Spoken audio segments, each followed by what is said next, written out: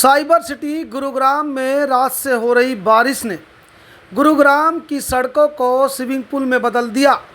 आप तस्वीरों में देख सकते हैं किस तरह से बच्चे पानी में नहा रहे हैं और लुत्फ़ उठा रहे हैं।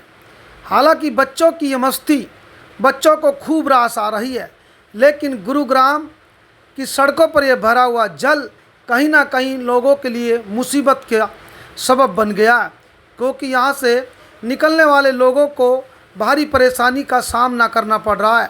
ये तमाम तस्वीरें हम गुरुग्राम के अलग अलग इलाकों की आपको आज दिखाएंगे कि जल भराव के बाद किस तरह के हालात गुरुग्राम में बन गए हैं।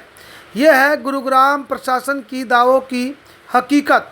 जीएमडीए नगर निगम तमाम दावे लगातार हर साल इसी तरह से करता आया है, लेकिन जैसे ही बारिश आती है उसके बाद गुरुग्राम की सड़कें जलमग्न हो जाती है और कहीं ना कहीं जो तस्वीरें ऐसी नज़र आती हैं कि जैसे बाढ़ जैसे हालात गुरुग्राम में हो गए हों, और कहीं वाहन खराब हो गए तो कहीं लोग जाम में फंस गए।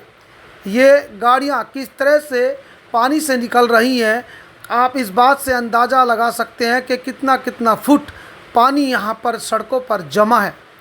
और ये तस्वीरें उस साइबर सिटी गुरुग्राम की है जहाँ पर ऊंची ऊंची इमारतें आसमान को छूती हैं, लेकिन उसके बावजूद भी गुरुग्राम के हालात काफ़ी दयनीय बन गए हैं। चाहे गुरुग्राम में साफ़ सफाई की बात हो, चाहे नालों की सफाई की बात हो, चाहे सीवर की सफाई की बात हो, इसी तरह से कॉलोनियों में सीवर ओवरफ्लो रहते हैं। और साथ ही बरसात के बाद तो गुरुग्राम की सड़कें जलग्राम बन जाती हैं।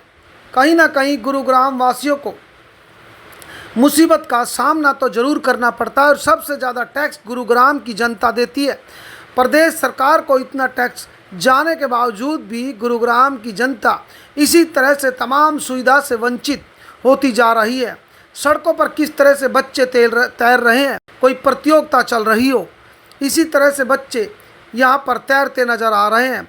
प्रशासन सरकार इन तस्वीरों को गौर से देख ले कि किस तरह से गुरुग्राम में बरसात के बाद ये तमाम तस्वीरें सामने आती हैं। तमाम अखबार, तमाम इलेक्ट्रॉनिक मीडिया इन तस्वीरों को हर साल दिखाता है, लेकिन हालात दयनीय बने हुए हैं।